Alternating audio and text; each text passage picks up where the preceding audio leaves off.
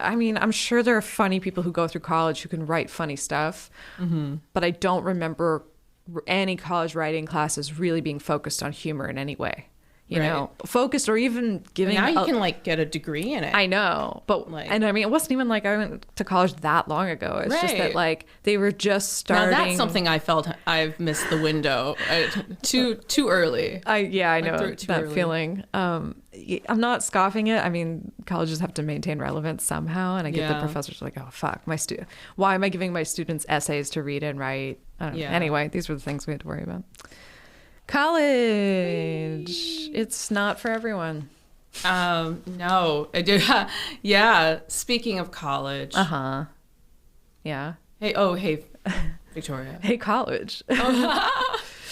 Yes. Hey, Chelsea. You know what I could use right now? What could you use? A breath of fresh movie.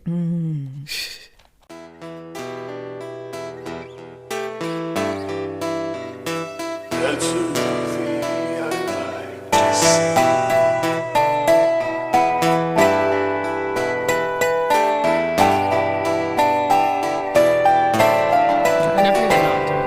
I'm never gonna not do it. What, the intro? Yeah. Dude, I have like dumbass illusions of grandeur where we're like doing this in a movie theater in front of a crowd, and when one of us does that, everyone breaks into like a massive yes, it's starting, it's starting. Hey, Victoria. Yes, that's it exactly. Yep. And then we're like, a breath of fresh movie. Yeah, and everyone cheers and sings it with us. This episode's about my dinner with entree. Yeah, we get really intense. And then we drop very to NPR. Yeah, and then it goes right back to like, oh, okay then. Right. Does everyone have their tea? Yeah. So where's Cormac McCarthy's The Road? Oh my God.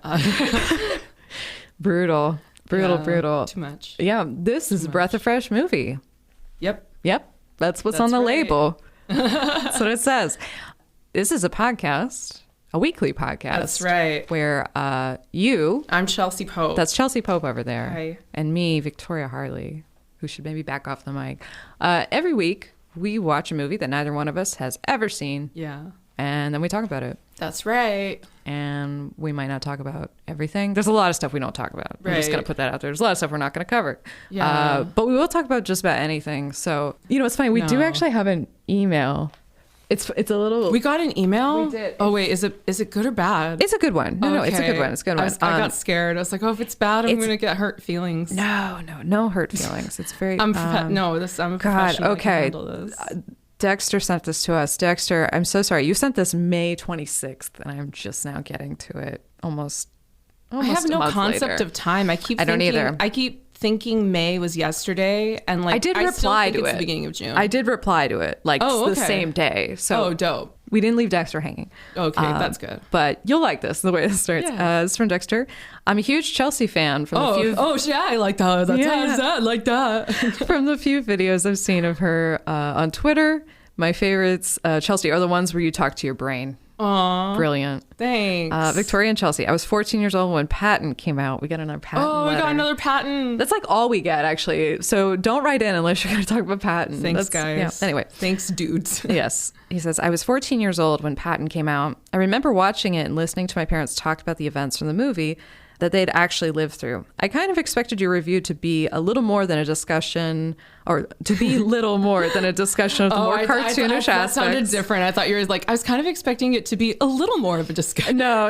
I mean, in a way, kind of. He said, I kind of expected your review to be little more than a discussion of the more cartoonish aspects, particularly by today's standards, of this movie. I was happily surprised to hear it's a nuanced, in-depth discussion of the movie and of Scott's performance. Bravo, you two. That's really nice. It's very sweet. We did talk about like Don Quixote and stuff. I mean, we've talked about really smart. I mean, we loved Patton. Yeah. I had a drink that day. And so when I listen back, I'm like, I sound a little ridiculous. You're like, oh no. This is the first time people are hearing me. On the outside, people are like, oh, she's just so loose and natural. Yeah, that's a nice way of putting it. That's so, like, she's just so relaxed with it, Yeah. Well, he finishes here with the next time you're in a George C. Scott mood, check out Hospital from 1971. There's a whole lot to unpack in that movie. Thanks for your review, Dexter. Oh, that's cool. Yeah, thanks Dexter. We should take that like a request. Let's put it on the list. Yeah, I think it is on our list because I feel like another Patton listener might have mentioned that because we were so we've had multiple requests now. Yeah, well, George C. Scott, I think I made it pretty clear how I feel about him. I think they're just trying to feed that. We are. That's one of the ones that we would get on like the candle, like the ironic little. Oh yes, church candle set. In our merch dreams where we have our prayer candles, like those. I bet you there is an Elaine May prayer candle. If there isn't, I bet you there's some Etsy account making. We gotta work on find an artist. The trick is to find like a sticker that like won't melt off in extreme heat. Yeah, and I don't have that technology. Yeah, I don't either. I haven't really been like applying myself. I know we should look into custom prayer candles. But yes, he would be one of them. He would be a patron saint. Elaine May for sure. Gotcha. Almodovar. Yeah. Almodovar. Them too. I never get it right. Oh, my mouth just won't do it. Anyway, today's movie is the 1972 screwball comedy, What's Up, Doc? Wee. Brief log line. The accidental mix-up of 4 identical plaid overnight bags leads to a series of increasingly wild and wacky situations. What year did this come out again? 1972. Gotcha. And then... What'd you think? Oh, I enjoyed it. Yeah. Yeah, it was, I think... I don't know. I guess I never thought that much of it. I feel like it came up in a YouTube essay or something. I watched mostly those, and it didn't necessarily get me like jazzed up to want to watch it at the time. But then I think we brought it up at some point, or I don't know what like at some point it came up in passing. It was like, oh yeah, we should actually. Yeah, because like I think the big sell for me is like MADELINE KAHN. Yeah, made me I did a double take. I was on like introducing MADELINE KAHN, knowing that she was in that. I think maybe I didn't initially know that, and that's what kind of she was great, brought me back. Although I have become more of a Ryan O'Neal fan. Same, because Barry Lyndon's got to be like top 10 for me now. Barry Lyndon. I really liked that movie. That movie's amazing. I did not expect to like that. Like I was also like a bit stoned, but like it really gripped me. No, it's a great movie. I like was so into it. I love the tone. No, Barry Lyndon's amazing. No question. His style of like just the way Ryan O'Neal like performs comedy too. Yeah, like can play these very like dumb guy, or like not dumb, but like just like. In Barry Lyndon, he's a bit beta. He's a bit of a rascal in that. Like he's a little more. But not ever in charge of anything. Yeah, like right. He's never. Yeah, he's still kind of hapless. Hapless. That's the word. That's the word. Hapless. Ryan O'Neal's a cutie. I mean, it's just like he's so hot in this movie. I know. Oh my gosh, right? Like I'm just like I don't really care if he's believable or not. No, the whole thing is very just like I had to also do like a tone adjustment. I think going in because I didn't realize how insane, how immediately farcical it was going to be. Absolutely, it is. I thought it was going to be a little drier for some reason. I don't know why I thought that because this is obviously like based on screwball comedies and Bugs Bunny and stuff. But I mean, yeah, right. I think in some ways like the Bugs Bunny is more important to know than like I don't know. Yeah, in a lot of ways than the screwball. And it's not because I mean it's so many people.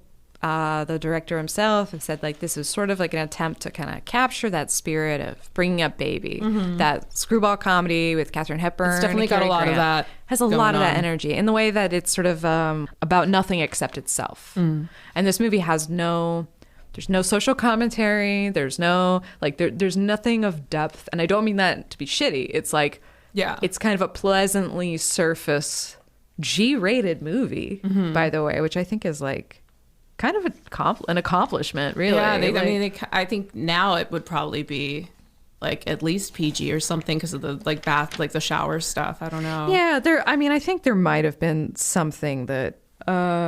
Sorry. Oh no, you're fine. You have a lot of research. So. I'm like, what have I done? No, but you got a lot. Okay, wait. You got a lot of material. I know.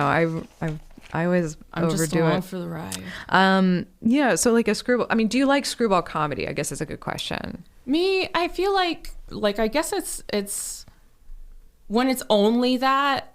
I think it gets tiring, but when it gets broken up with, I think part of why I like Clue so much is that it's got a few different joke layers going on with these really strong characters, a lot of wordplay. There are these screwball physical elements, but they get sort of, I feel like they get counteracted and framed with like a lot of, like they're really set up nicely, I guess, in a way. I don't know. And there's like a lot of slapstick involved with yeah, that a lot too. of, and but when it's only that a specific, just the screwball, like we're knocking stuff over, there's like a million car crashes and, yeah, like that hotel room that winds up catching on fire. I mean, I kind of was thinking about that moment in Community where, you know, he comes back with the pizzas and everything is in chaos, right? Like, you know, because in this reality, everything went to shit.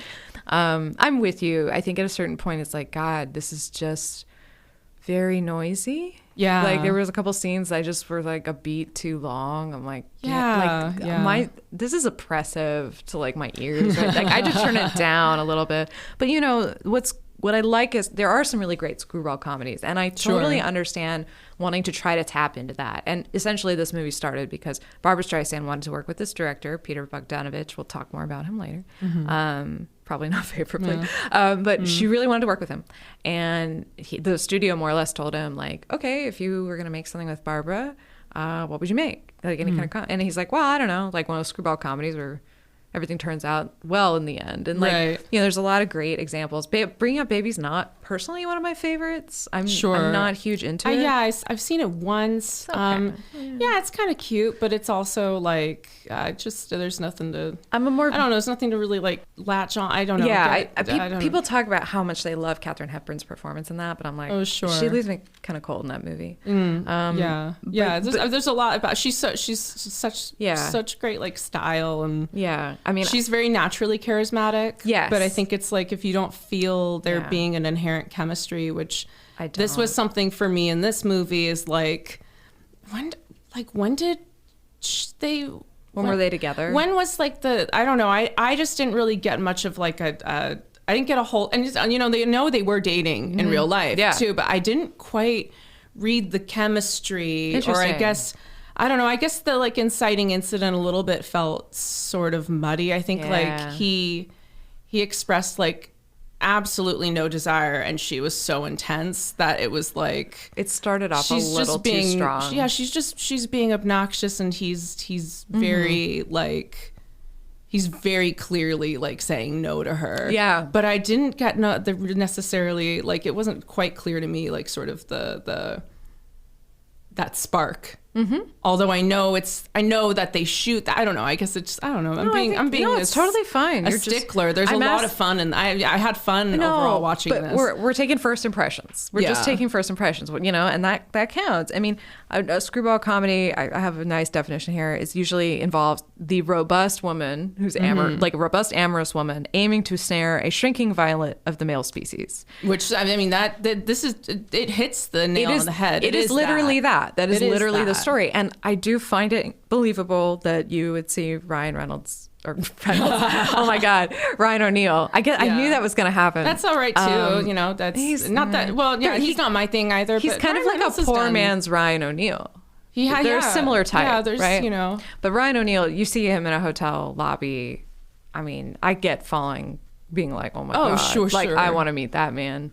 But, you know, apart from that, I mean, some people I think unfairly are trying to compare him to Cary Grant because this is so inspired by that. And it's really unfortunate because like Cary Grant has like a way that no one can really imitate. And I do think he really does pull off a prudishness. Like he can be prissy like in this way that I don't think Ryan O'Neal quite could be. But I can almost get the appeal of why someone would be so like relentless, or I don't know. I guess he has a little bit of he's entertaining it at least a little bit. I guess is what it is. No, for sure. It's that like little element of like you can see like he is intrigued though. Oh yeah. Even though he's like I mean like this woman is so different from anything he's known. Right. And Eunice, so our main character is Howard Bannister, played by Ryan O'Neal, and our other main character is Judy Maxwell, played by Barbra Streisand,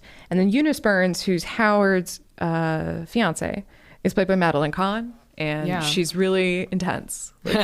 Like, you know, and that wig, right? That wig. Oh my God.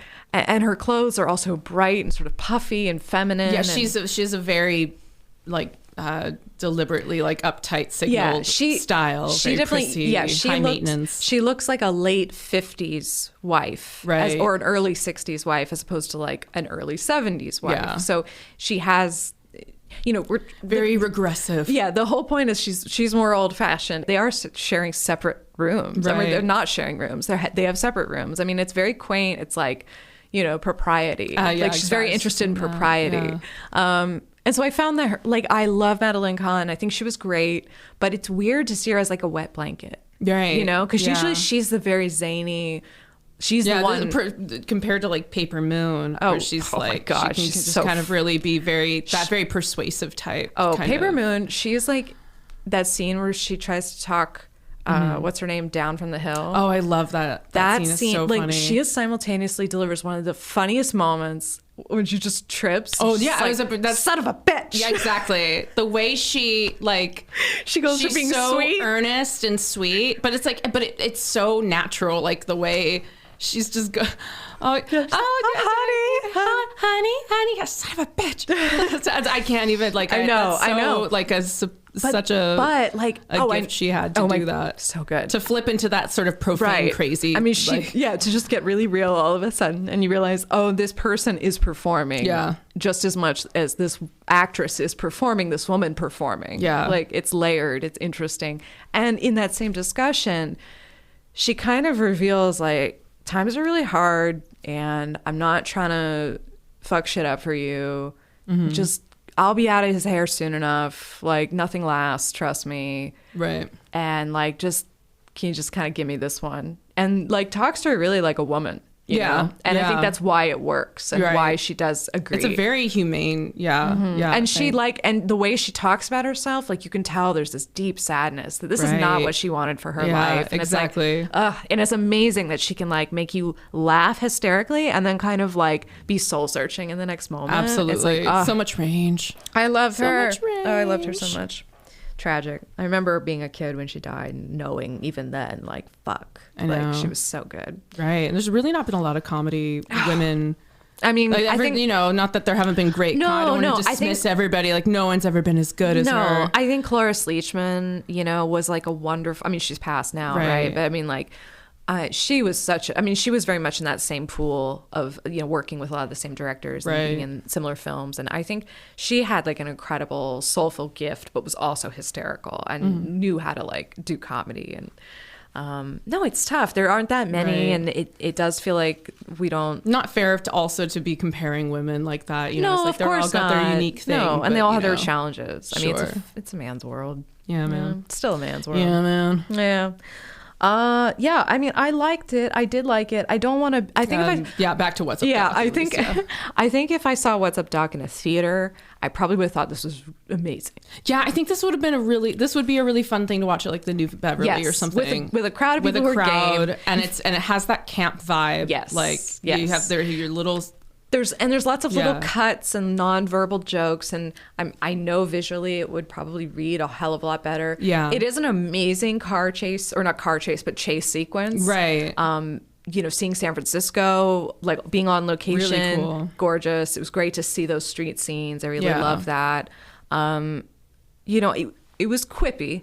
Quippy. It was very quippy, and I liked Barbra Streisand in it. I mean, I thought she was really striking. You know, I really liked her look, and I liked that she was like unapologetically Jewish, and you know that she didn't, you know, and this was her boyfriend. I mean, Ryan just like, let's just shoehorn him. Like she had some power, you know, to make that happen, and just kind of like, I don't know, it's hard to dislike that. There's a lot to like. Yeah, here, you know. However, I do find the character like. It's a little too vaudevillian for me at times. Yeah. And I know that that's some of it's like a Looney Tune or it's like this, but. Yeah, but she does come off a bit like psychopathic at times. Yes. Honestly. Oh my God. Yes. Yeah, that's, I think, where it loses me at times is that this, like, I really don't get enough at times of the intrigue between them so much as just that he is being so over the top prude and she's being so over the top, aggressive. Like, I don't know. I guess there's just not. I don't know. I also kind of, one of the first things it's a lot. One of the things I noticed too that I sort of a question is, there's a couple times when Howard does these direct to cameras. Oh yeah, exactly. I found those kind of tiresome. They really were trying to do the one of the best of both worlds, I think, in a way, where like it's just I feel like they sacrificed some of, and you don't have to do that much of that in a screwball car. Like I could have been satisfied with like very little, but something, like just something with the relationship, but they like also wanted that cartoon, like a lot of that homage was happening. Like, and I mean, on top of I realize each other. it's in the title. She says it. She's eating a fucking carrot. Like, they're very on the nose with it. She's kind of I liked the little wiggle move. That was cute. Yeah, I liked that. And she was getting closer. Right, and she was doing a lot of like Bugs Bunny stuff. That like, if you actually think about how her performance is maybe like a Bugs Bunny type, it's good. You know, it is good. It's very, and I mean, apparently during the filming of this and even after, I mean, this did well. This was like the third highest grossing film of 1972 after The Godfather. And what was the other one? Poseidon Adventure. Yeah. Apparently people love that one. Yeah. I've seen it. I don't get it. No one had made an upside down boat movie yet, though. Someone had to be the first. Someone had to be the first upside down boat movie. God damn it, you're right. I think anybody's. Has there been a second movie? Titanic. Oh, I guess it doesn't. It's a sideways boat movie. Yeah, it's a like boat, big fancy boat going in the water. Yeah. Okay. It's time for another big boat movie. Yeah. Okay. They just need they got to tilt it another way or something. We'll come back to that. But yeah, I felt like the direct to cameras really bothered me. I did not like that. Yeah, that was like, when I was watching this, of course, you know, Mike's at his computer, but he's looking over his shoulder, and he was saying something about how like, oh, she's kind of like a manic pixie dream girl, you know, but like before we knew what that was, right? You know, he was like, she feels a little bit Garden Statey in a way. The dynamic would have worked for me more if it had borrowed even more Bugs Bunny-esque, because they're almost implying at the end with the clip of Bugs and Elmer Fudd dancing.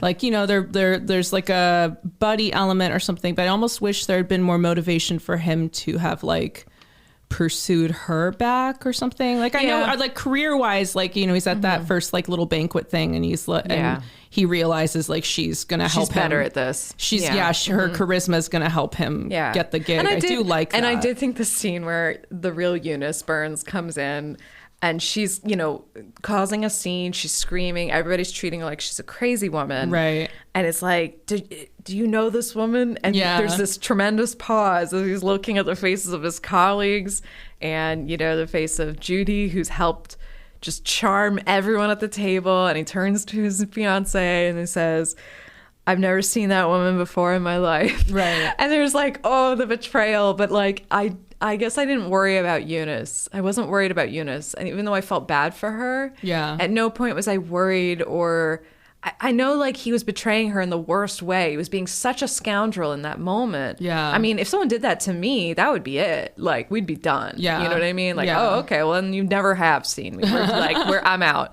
But, you know, she doesn't. She's still, you know, of course she ends up with Larrabee at the end. I really liked that. I felt like that's how it needed to. That was sensible. It did, yeah. That's very comedy-like. You know, you need everyone to be paired off. Yeah, and I guess there was a part of me too that actually, like, I did actually feel bad. I was starting to feel bad for her until that honestly, because she is still like. Oh, and like when she gets like given that wrong address, that's when I'm thinking like, okay, Miss Barbara Streisand, you're being a little bit of a psychopath, little toxic here. This is a little bit over, beyond the pale. Like, and they try to assault her. No, I want to. It's like, I know it's a farce, so like obviously the stuff like I'm not supposed to be reading into like this the sexual politics of it, but I guess like just reading into the hard reality. The courtroom scene had so many things going on, but that whole. All right, that's kidnapping. Oh, that's assault with a deadly weapon. Right. And they tried to molest me. And he's like, that's unbelievable. And while it is like funny, if you know how Eunice is kind of not fun to be around, it actually could be about her character, but the judge doesn't know her. He's just judging her on appearance. And again, she's looking really ragged at this point. Right. And Madeline Kahn is beautiful. So it's like... it's like kind of making that joke of kind of like, hard to land for me. But yeah, that one but they really tried to ugly her up, I think, to make that joke. I think really she's land. Honestly almost too likable for this part. A little not bit. That she doesn't. No, that she isn't delightful to watch. I still enjoyed it, but I almost wonder if like some of the jokes that are at her expense, it's like if they just had. Yeah, it was somebody who was just like she needed really more victories. Like and then she's too endearing. I don't want to watch her suffer. Right, and then I don't like the implication she got. And also like she's like saying and they molested and I don't know that like that did happen. I mean, we certainly didn't see it happen. I mean, she gets molested in Young Frankenstein, but she's into it. But she's into it, and it's different. She's like, yeah, no. I mean, I didn't know how to read that totally. Like, if did that actually happen? Or is she just kind of, or maybe she means it in the very technical sense, like assault is, it's a nitpick thing. It's one of those just like, and you're not supposed to hang on to it. This is like everything else this is all face value. It's all farce. It's only about itself. Nobody is going to learn any lessons and no one's going to suffer any consequences. Right. Everything wraps up and it's like a chemical equation. It all has to balance at the end, right? So that everything's stable and back, to some kind of stability. So I don't want to like go all like women's studies on it, but it's like it does, but it is like a little bit of a stab in the gut when it's like a woman in a courtroom not being believed about sexual assault. It's like, is this self-aware satire? But I don't know. But like, I think it could be, but this was written by 3 men. So like, 4 if you count Peter Bogdanovich. I'm thinking in light of the context, probably not. I don't. It's like we can. You're either into comedies that you can accept these sort of things as face, or if you can roll with the punches in that capacity. No, listen, But if you're not, we were talking about. For some people, it's just not their taste. Yeah, like there's a great comedy called The Women, which I'm watching tomorrow. You should come over if you want. Yeah. And I have the poster. But there's jokes in that are definitely like, that does not age well. But it's like, but you invalidate like everything of value that isn't there. Yeah.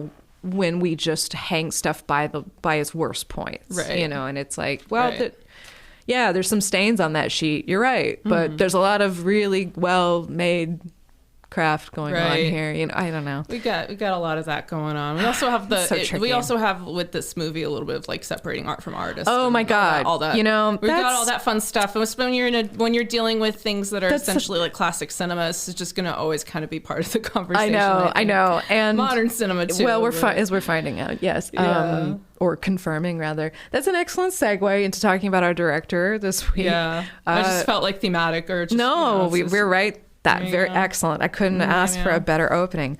I feel like it's something he said to someone once. Okay. I mean, I did not do as deep dive on him. Like normally I tell you like who their parents were and all that. And I'll be honest, I just didn't get to it. Yeah. And part of that's because, and I'm showing my bias here. I'm announcing it. I'm not the hugest fan of this guy. Like I think the films he made that are fantastic are the ones that he worked on with his wife, Polly Platt. And people who have read Easy Riders, Raging Bulls, which is a great book that just tells you about kind of like the formation of New Hollywood. And the two of them were like working as part of the New York Stock Summer Company or whatever. They're involved in acting and producing. They were really worshiping at the altar of old cinema and like spending years together as a couple, kind of sharing passions and like late night conversations. And then, just like what a wonderful partnership. And then they get to make a film together, Targets, 1968.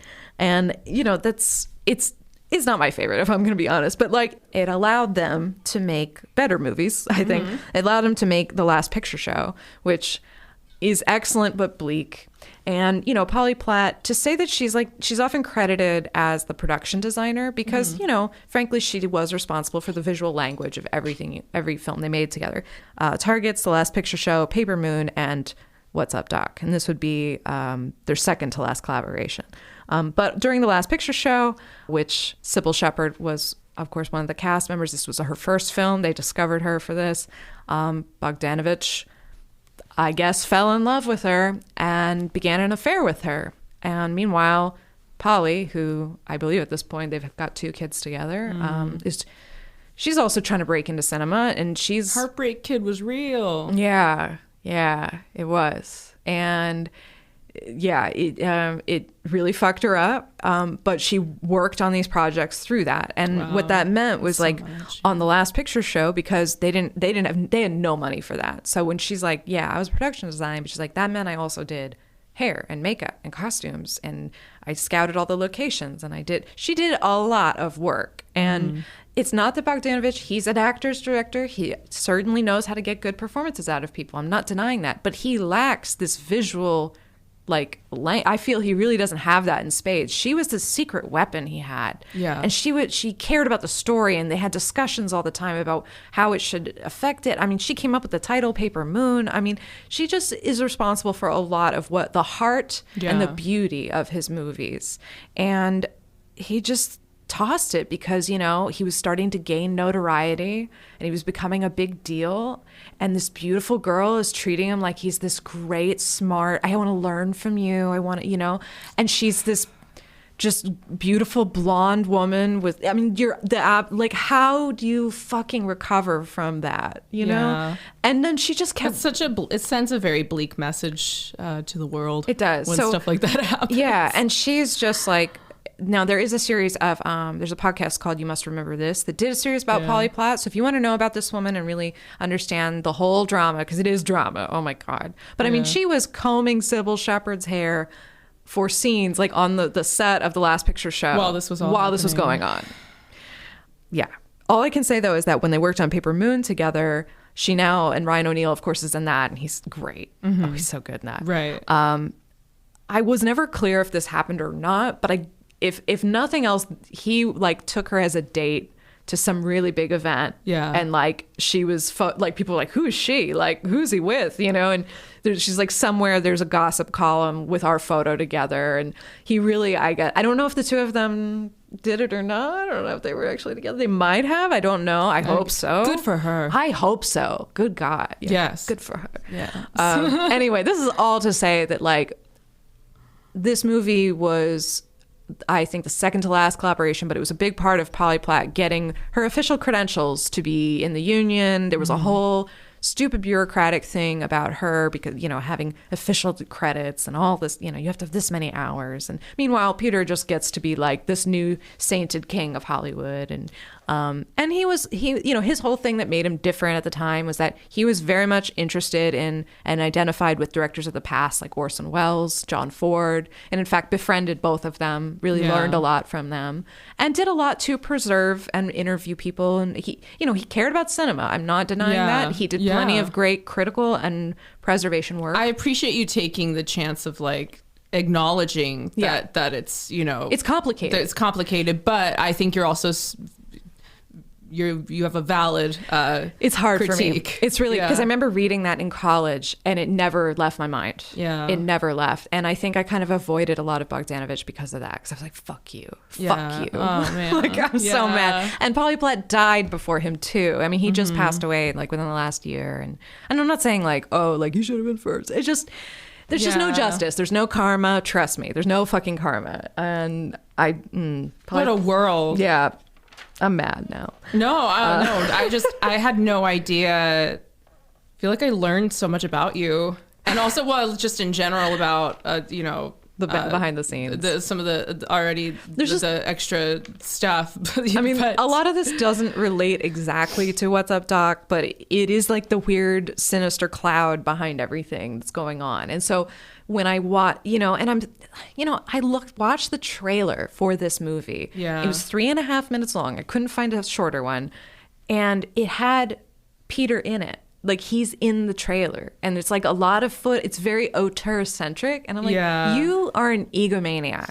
Yeah. I mean, a lot, most of them are, but definitely but it is very just I don't know. I'm not saying there's no other example of this, but when was the last time you remember the director being the main focus of a trailer for a movie? I mean, usually they don't they don't literally put their face in it. Yeah, though. no, his face, like Usually. it's footage of him giving notes to Barbara and Ryan, and they might cast them. And then they might do a Tarantino. Oh, and then no, it's not like, but it's like then the voiceover's like the Bogdanovich set is different from other sets, and it's just like, oh my God, like this is the most self-congratulatory shit. And when you add that on top, I'm just imagining Polly, watching all this and just being like, you fucking asshole. Did so much.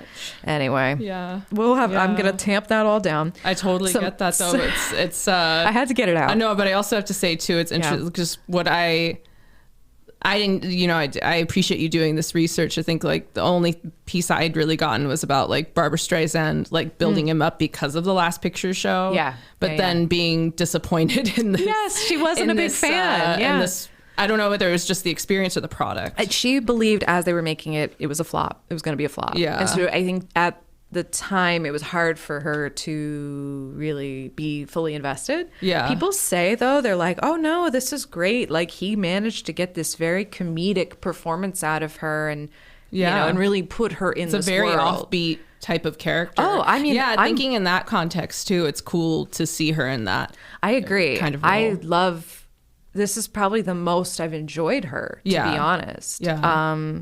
And she still gets. But she's also crazy though. She's fucking insane. Her character just like the full like psychopath. Not even turning when a car crashes next to her. That kind of stuff. Obviously, again, farce. No, but she's fucking crazy. Very silly.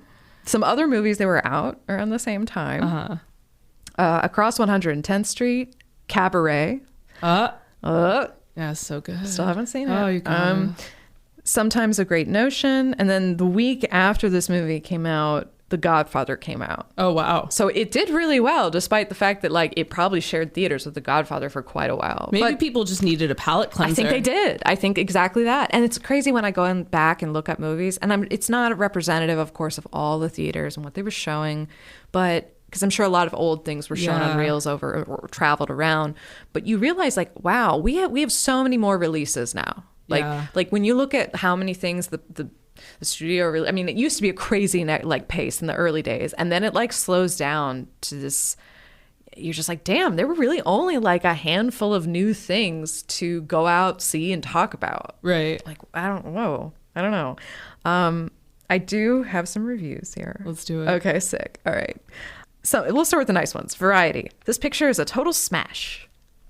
Smash. Meow meow. Meow meow meow. Oh yeah, like there's a lot of smashes. The plate glass. Oh my god, that was a great gag. That was fun. Love that. That was gag. fun. I liked the use of those different types of gags. I wasn't, for some reason, the Chinese dragon thing. I'm like, maybe that's just been parodied by a lot of people since, and maybe I'm just not appreciating that this was like an early one, and it certainly ties into like San Francisco.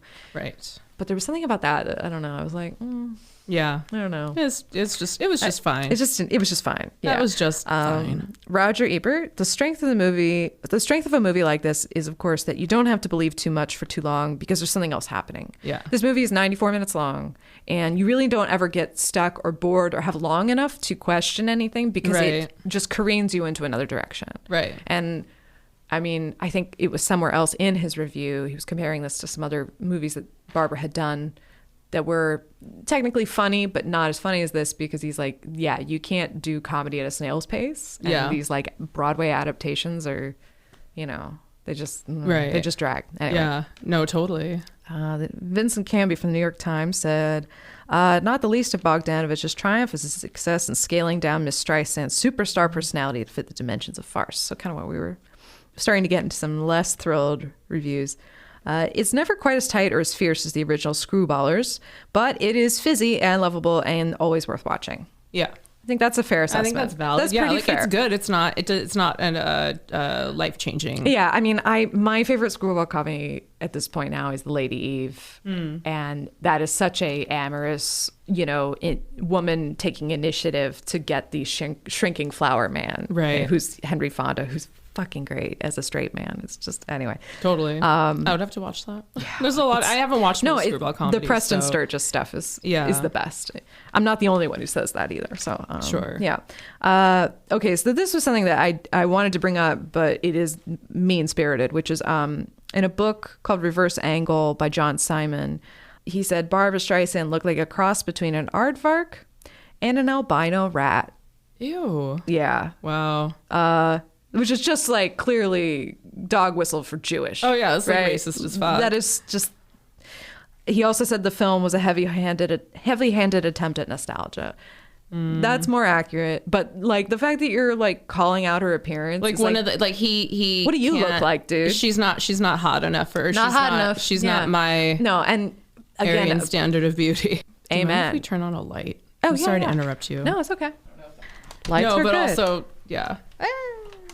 all right. Sorry, if you wanted to that was say the last thing you since I interrupted you. No, we did it. We're good. Okay. I have one more review. Yes. By a guy named Jay Cox. Okay. Of Time Magazine. Cool. But I like his review. Oh, okay. A comedy made by a man who has seen a lot of movies, knows all the mechanics, and has absolutely no sense of humor. I'm sorry. That's a zinger. I'm like, I like it because it attacks the director and not anyone else. That's a zinger. But I think that like it is a good comic movie. Sure. I think it is fun. I think this was screened at the New Bev recently. Oh. And I missed it. Oh yeah, I bet it probably did well. I feel like if you haven't seen this before, and I realize not everyone listening has access to like a theater that shows retro stuff or like old classics. Yeah. But if you ever have a chance, it's such a fun. I have to imagine this is so much more fun in a theater. Yeah. And especially that chase sequence, which took up most of the budget, if I didn't say that already. And it's a real big triumph and commitment to a genre. And even if if you've never seen a screwball comedy, this might be like a good entry point, but it might also not be a good entry point. Yeah, it depends. You'll figure out, I think, if you're either into a lot of it or of that style of humor or not. I do like. I like when Ryan O'Neal had like just a bow tie and you liked when he was like shirtless. Yeah, I did like that. I like that too. Mm-hmm. That was pretty good. Yeah, really compelling. He was just really stupid sometimes. He was such a himbo. Well, exactly. I don't think the term himbo, like, I don't know when that was first coined, but it certainly didn't exist when this movie came out. Or I don't know. I say that, but maybe somebody will write us an email. Yeah, and be like, we said himbo. Speaking of, you can always write us. Please write us an email. We love emails. You can email us at abreathoffreshmovie@gmail.com. Yeah. We're getting close to the end here, so I'm good to start wrapping. Would you watch this again? I would. Yeah, I would too. I think this actually does fall into that category of like a nice thing you can have on while you're doing something else. Like it's not fun for the whole family. There's nothing. Yeah, it's a clean movie. Yeah, it's pretty clean. It's not really. It's inoffensive. I mean, after everything except for the things we look for. Everything. Before we go, I do want to mention there's some standout cast members we didn't mention. Kenneth Mars, who was in 2 of Mel Brooks' movies. He's the investigator in Young Frankenstein, the one who has the wooden arm. Oh, yeah. He's also in The Producers. He's the Nazi playwright. So he's kind of got this. He's an American actor, but he's kind of got this. I'm glad you brought him up. Yeah, he's important. He plays the character in this movie, Hugh Simon, who's supposed to be Czech. I love Hugh, and I'm glad you brought him up. You like Hugh? I would say aside from MADELINE KAHN, like best supporting for me. A best supporting character. His voice was so stupid. Yeah. And the hair thing was so stupid. Yeah. Everything he was doing was so stupid. He was good. Yeah. No, I'm glad. Okay, good. Kenneth Mars was your nom. I think would say he was my nom. Mine was either MADELINE KAHN, but then I was like, she is a supporting character. There's no question. But I felt like she had such a meaty role. Like she's like, she would be third billed if it wasn't introduced. Right, exactly. I feel like she is more like main cast. It just feels main cast. So I was almost surprised she didn't get named before the title comes up. Right. I think simply because it was her debut feature. Oh, it was introducing. Yeah. So you get a special. Oh, right. Yeah, it's great. I love that. I love an end introducing. My other nom though would be Liam Dunn, who played the judge. Oh yeah, the great. Who of course was also a Mel Brooks actor. Like there are so many actors in in this movie that like it's like they fished from the same pool. Yeah. I'm not mad about it. Randy Quaid was also in this. He's so young. He's like got pimples. Which one is he in that? Randy Quaid he was Professor Hosquith, but he's just one of the guys in the like at. I don't think he's at their table, like when they all go under the table. But he's part of like that. But he's part of that musicology world, right? Yeah. These are, by the way, this whole thing is centered on researchers who are there for a musicology convention, which just leads to lots of like, I don't know, strange musical gags and jokes and hors d'oeuvres that look like treble clefs, and you know, it's a very silly specific thing, but it was kind of great. Yeah, perfectly specific. Like it should be something weirdly. I mean, I like that so much. I don't know, like it's a farce. Just give it a throwaway, and like, you know, what fun can we have with this? I love also too. It's like he has his whole bag, because there's these 4 handbags or overnight bags going around, and it's like. And there's one with jewels. There's ones with top secret government information. There's ones with just clothes. Or the one has a snake in it apparently, or something, right? Or no, that was just something the guy was saying. That was just a ruse so he could get it. I fell for it. I got confused. I was like, wait, there's a snake bag? She's like, what if he goes in the bathroom? No, they're deathly afraid of tile. Yeah, that was funny. No, but yeah, like it's funny that he had a bag that was just full of rocks, igneous rocks, but it's like it's so personally valuable to him, but it's useless to anyone else. It's absolutely one thing I also want to mention is one of my favorite moments in the whole movie is when Eunice, MADELINE KAHN, takes that cab out to that creepy ass place, right? And the driver's like, so you didn't want me to wait around or anything, did you? And she's like, actually I do. And he's like, I didn't think so. And he just drives off. No. And then she's left. Oh, this poor girl lady. She's wearing this like beautiful blue robin's egg blue colored. She looks like an Easter Sunday. Yeah, like kind of like Jackie O a little bit. Yeah, political. Like, I think she has Jackie white vibes. gloves on. She does have gloves on, and she's wearing pumps that match the outfit. And she's walking up to this decrepit shack, like the worst thing, and you know, ends up just stumbling on it's the one from the end of Videodrome. Yeah, right. Oh my god. Ass. But as I was watching it in my mind, I'm like, Polly Platt probably found that location. There you go. I bet she was the one who found that. Yeah. Yeah, this is one. I mean, it's like, that's what I mean. There is writing. It's a visual medium, and like writing can take. I would contend that she helped write these things because she created. There were jokes, or there were feelings that came from the visuals, and I'm not saying like Bogdanovich had no sense of that, but I'll just mention that the screenplay was written. The idea was came up with in May, but due to certain like filming commitments on behalf of the actors, they had to shoot as soon as August. So they brought in 2 different writing teams. One was Robert Benton and David Newman. They wrote Bonnie and Clyde. And then Buck Henry also came in. Buck Henry helped write The Graduate, Heaven Can Wait.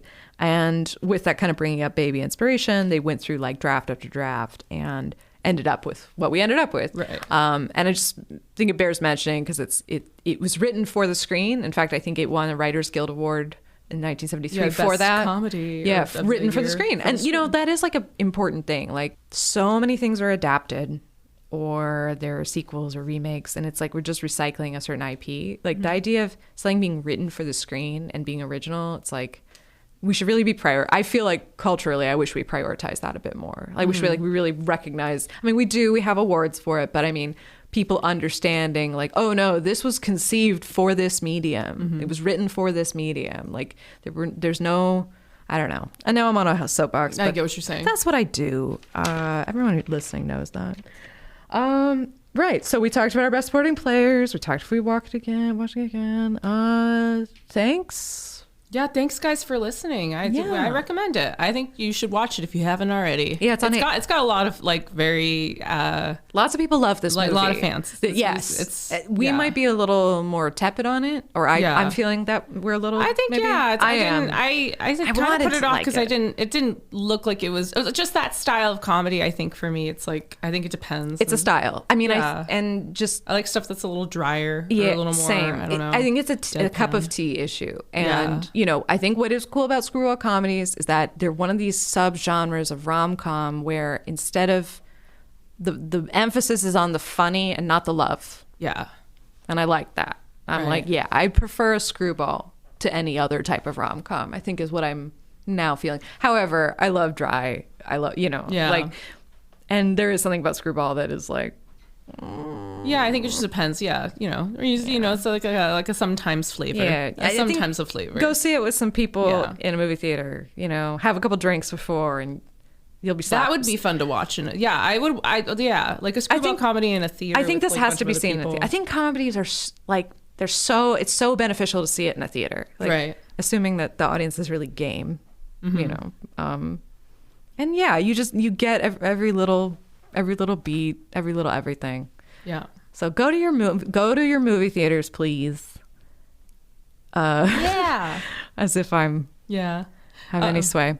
And don't forget to hit like and subscribe. Yeah, like, follow, subscribe, or whatever you do. Whatever apparatus you're using, we can use ratings, we can use reviews. Apple Podcasts, we hear to say it every time. It really is useful. But if you're not going to do that, tell a buddy.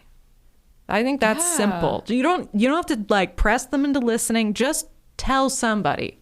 Just tell somebody that we exist. Just tell us we exist the whole time. We're like Tinkerbell. Yeah, we need the applause. We need people to keep believing in us. Well, we'll trade that off. See, this week I believe in us. I believe in us. But this is your week off. You don't have to believe in us this week. Oh, thank God. I was getting tired. I know. That's why we got to swap. No. Yeah, okay. No, I believe by choice. Yeah. Oh, okay. I believe every week by choice. Yeah. Yeah. And next week, we're going to talk about the Little Women. The Little Women. The Little Women.